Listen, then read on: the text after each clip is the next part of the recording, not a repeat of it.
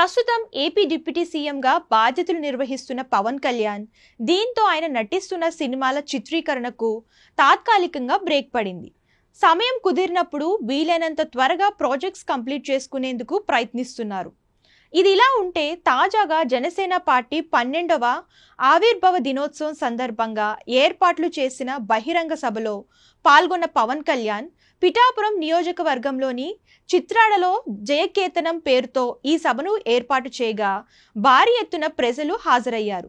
ఈ సభలో పవన్ మాట్లాడుతూ గతంలో తనపై ఎన్నో కేసులు పెట్టారని, అనేక కుట్రలు చేశారని అన్నారు. అసెంబ్లీ గేటు కూడా తాకలేవని అన్నారని, కానీ ఇప్పుడు 100% విజయం సాధించి జయకేతనం ఎగరవేస్తున్నామని అన్నారు.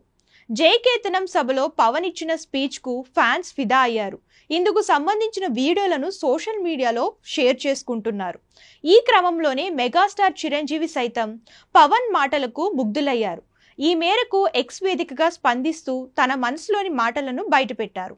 My dear brother Pawan Kalyan, Janasena Jayaketanam సభలో నీ స్పీచ్కి మంత్రముగ్ధున్నయ్యాను. సభకొచ్చిన అశేష జనసంద్రం లాగానే నా మనసు ఉప్పొంగింది. ప్రజల ఆకాంక్షల్ని నెరవేర్చే నాయకుడొచ్చాడన్న నమ్మకం మరింత బలపడింది. ప్రజా సంక్షేమం కోసం ఉద్యమ స్ఫూర్తితో నీ జైత్రయాత్ర నిర్విఘ్నంగా కొనసాగాలని ఆశిస్తున్నాను. జన సైనికులందరికీ హృదయపూర్వక శుభాకాంక్షలు అంటూ పవన్ పై ప్రశంసలు కురిపించారు. ప్రస్తుతం మెగాస్టార్ చిరంజీవి చేసిన ట్వీట్ వైరల్ అవుతుంది. జనసేన పార్టీ ఆవిర్భావ సభలో పవన్ కళ్యాణ్ మాట్లాడుతూ జనసేన జన్మస్థలం తెలంగాణ, కర్మస్థలం ఆంధ్ర అని, తెలంగాణ భూమి తనకు పునర్జన్మ ఇచ్చిందని అన్నారు. తాను సినిమాల్లోకి రాజకీయాల్లోకి వస్తానని అనుకోలేదని అన్నారు. కోట్ల మందికి సంబంధించిన రాజకీయాల్లోకి వచ్చానంటే అది భగవంతుని దయేనని పవన్ అన్నారు.